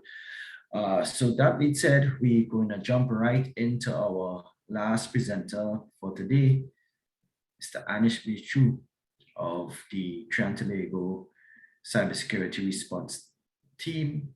He has a short presentation before we wrap up today's proceedings. Over to you, Anish.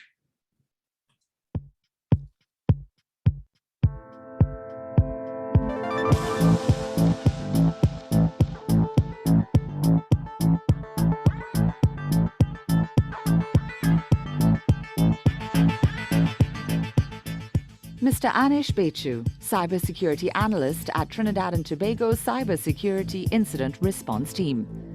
Mr. Bechu is an experienced cybersecurity professional attached to the Trinidad and Tobago Cybersecurity Incident Response Team, or TTCSIRT, under the Ministry of National Security.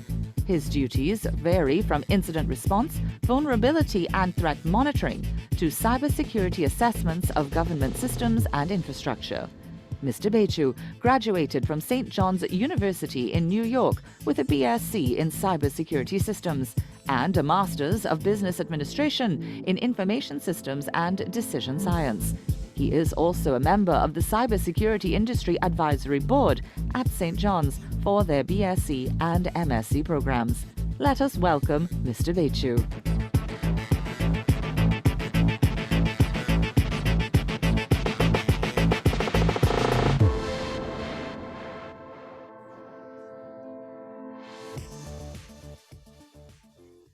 All right.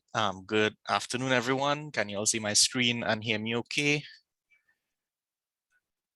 Yes, we can. All right, cool.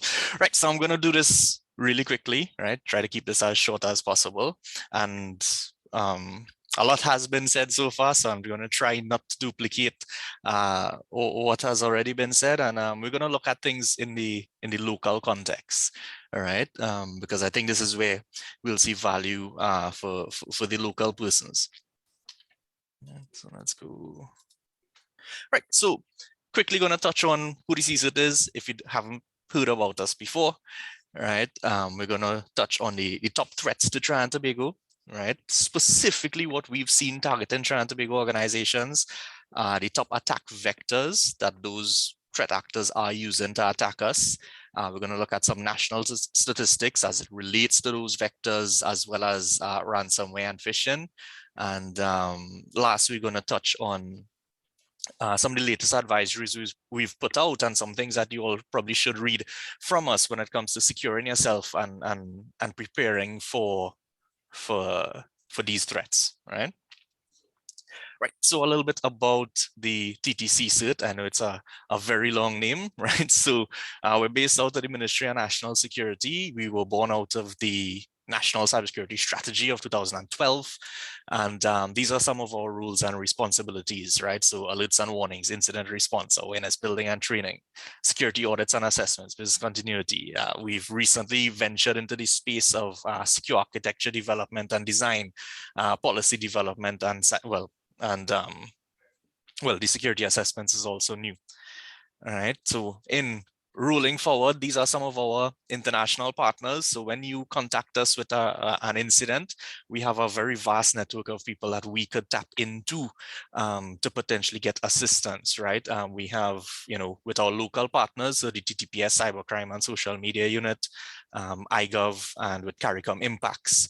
And then with some of our foreign partners, the UK Foreign Commonwealth and Development Office through their CSIRT Commonwealth initiative, and the Organization of American States through the CSIRT Americas initiative, right? So at any single point in time, if we need information or any one of these people need information from us, we're able to tap into this network very, very quickly and get solutions to your problems. Cool. So the top 5 threats that we see today as the national CSIRT, all right, is number 1 is malware. Ransomware is very, very number 1 threat that we see in terms of impact, right?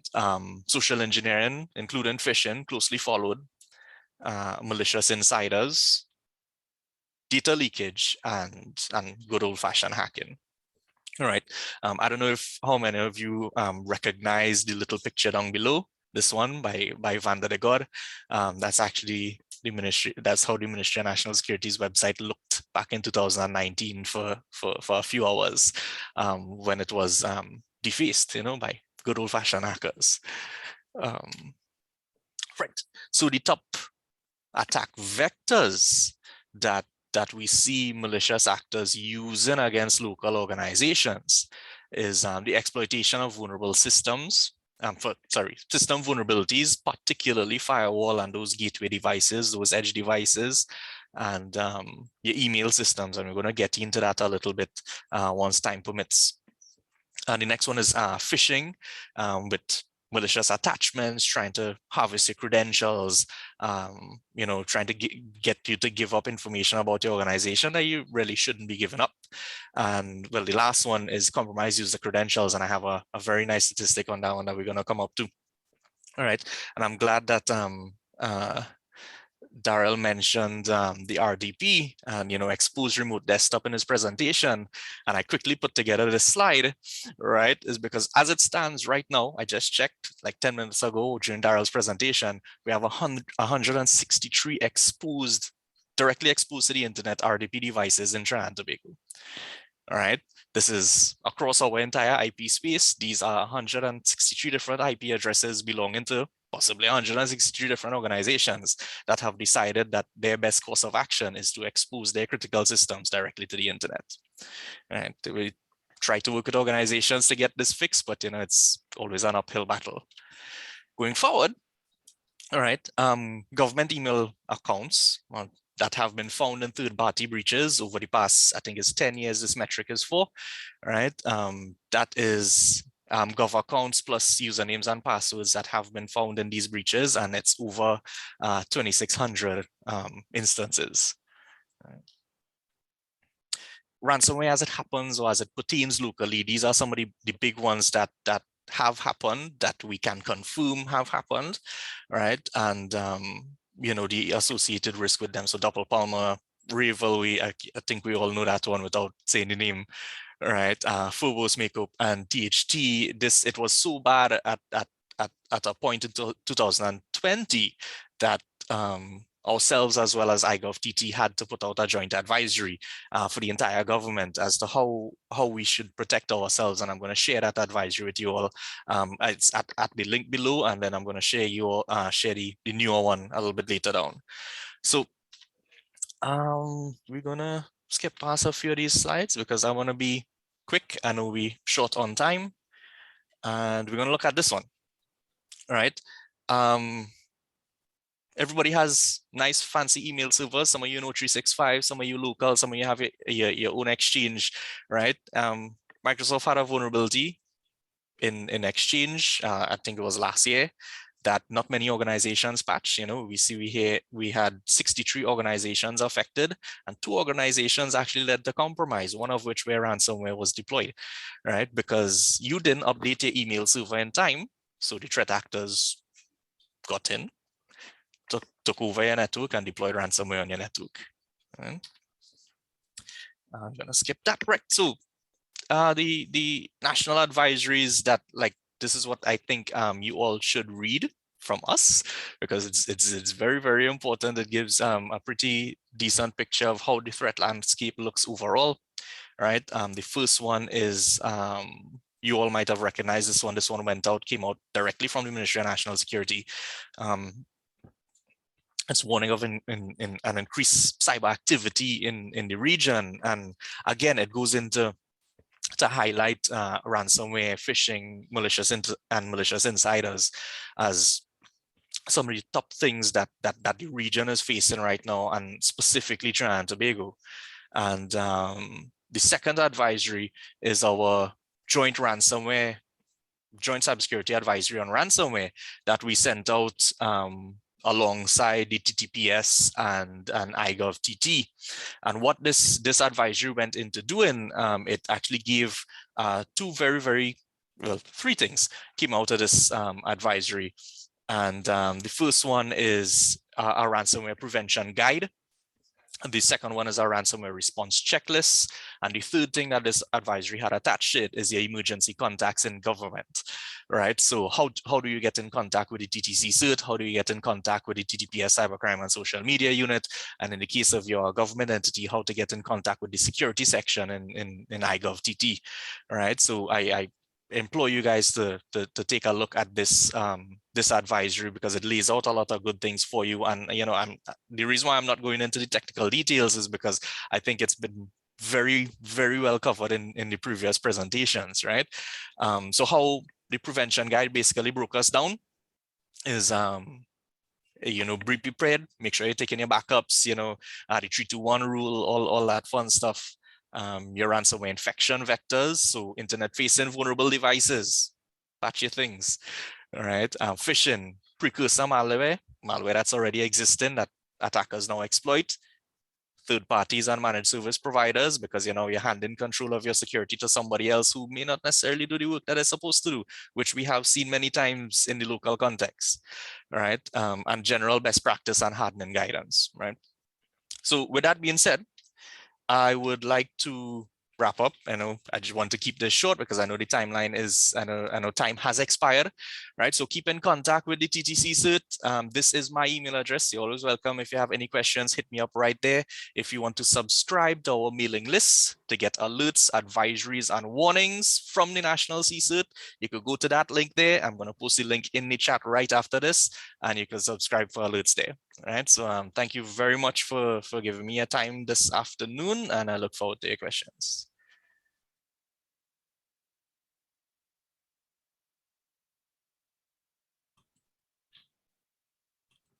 All right, thank you, Anish. Very short, very informative session. And of course, we have some questions coming in. We do have some questions coming in for TT CERT. Of course, these are, most of the participants are from Trinidad and Tobago. So of course, I expect that we would have some questions for TTC.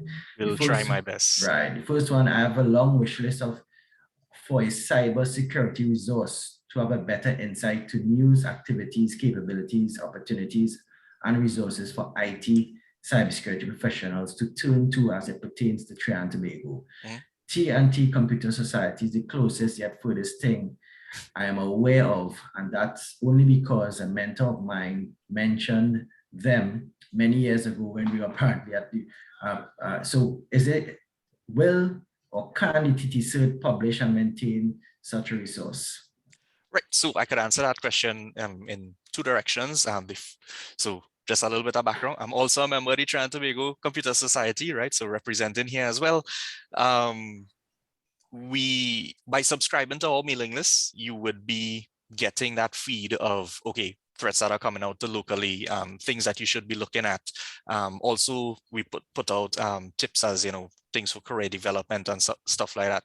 At one point, we did have a resource portal that we are currently rebuilding, right? And the way that resource portal will be pushed back out to the public is through that mailing list. So I would recommend is to sign up there and be on the lookout. You basically read everything that comes out there because it's all important in some way, shape, or form for development in the industry. All right, so we have a second question again coming in for TTCert. Trinidad and Tobago has in recent years pushed forward in digitization for the public services. While a welcome move, does TNT have an active security in place and a proper DR plan for our national IT infrastructure to not suffer an outcome as severe as Costa Rica? Okay, so great question. It's almost a stumping question, but I will answer it, right?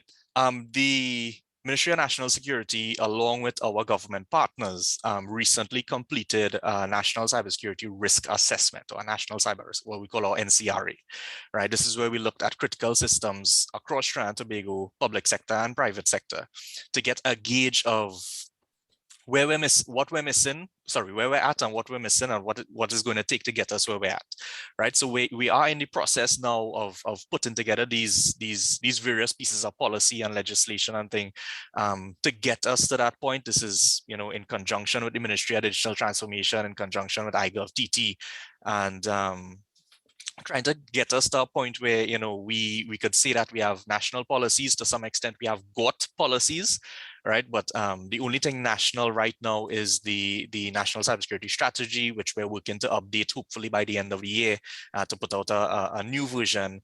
And yeah, that's kind of where we're going with that right now. Okay, good. Hopefully that answers the question that was raised. I don't have any questions coming in for Daryl or Graham.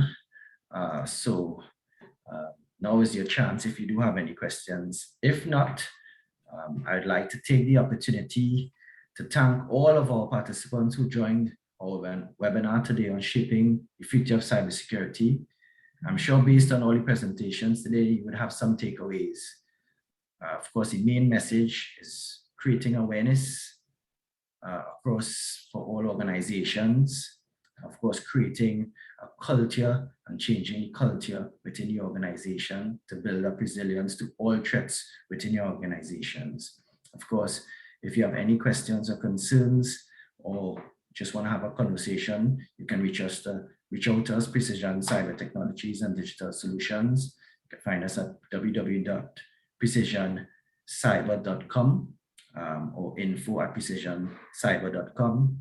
Send us a message and we will surely get back to you. I would also like to take this time to thank all of our presenters for today, this morning session, midday session, and of course, Daryl and Graham, who's here this afternoon, as well as Anish, who's here with us this afternoon.